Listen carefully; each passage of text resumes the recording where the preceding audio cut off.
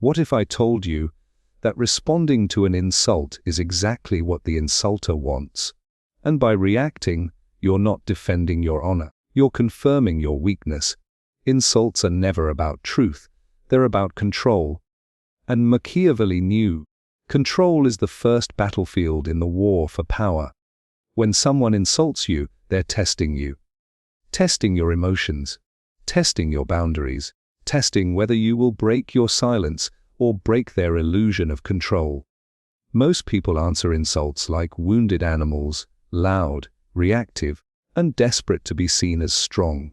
But Machiavelli would laugh at that, because true strength is not loud, it is cold, it is deliberate, it is silent when silence suffocates. He wrote, "A prince must know how to act like a beast and a man." And what he meant was this: respond not with emotion, but with strategy, with awareness, with poise. When someone tries to humiliate you, they are not trying to speak truth, they are trying to shake your center. So you have two options. Option 1, you react. You try to argue. You defend yourself. You match fire with fire. And you lose, because you just confessed something very important: that you are emotionally accessible, that you are unguarded, that your self-image is built on fragile approval. Option 2, you do nothing visibly, but internally you calculate, you take note, you store the information, you mark the moment, not to forget, but to plan. And that silence, that deadly silence, does more damage than any shouted word ever could. Because in the game of power, reputation is a chess piece, not a glass vase. Machiavelli knew that insults are invitations to lower yourself to someone else's level. But a ruler does not descend into the mud, he builds higher walls.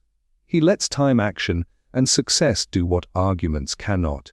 This is how you dominate an insulter, not with defense, but with indifference. Because nothing is more terrifying to the petty than being ignored by the powerful. Think of it when you react to an insult: who really has the power? Not you. The person who triggered you controls the narrative now. But when you remain unmoved, when your face shows no tremor, your voice no urgency, your behavior no change, they start to panic. Because they failed to shake you, failed to own you, failed to plant even a seed of doubt. And that is the greatest insult of all, to make your enemy feel invisible. Machiavelli would say, "He who tries to cut your throat with words must be shown that his blade is dull," not by telling him, but by letting him feel it. Silence, distance, progress, these are your tools. And if the insult is public, if your reputation is on the line, then respond, but not with rage. Respond with something so precise, so poised, so devastating in its underreaction that it turns the entire insult back on the attacker. A calm statement, a subtle glance, a factual correction delivered like a blade hidden in silk. Because when the world watches, you don't show how you hurt, you show how untouchable you are. Remember, the goal is not to feel nothing. The goal is to act like you feel nothing, while you build the kind of power that makes insults irrelevant. This is not weakness. This is discipline. You can be hurt. You can feel rage. But you don't bleed in front of them.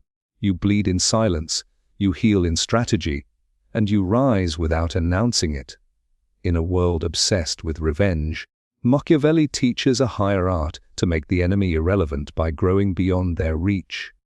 Insults are traps. You win by refusing to step into them. And over time, your calm becomes your legend. They will say, "He doesn't flinch. He doesn't chase arguments. He doesn't need approval."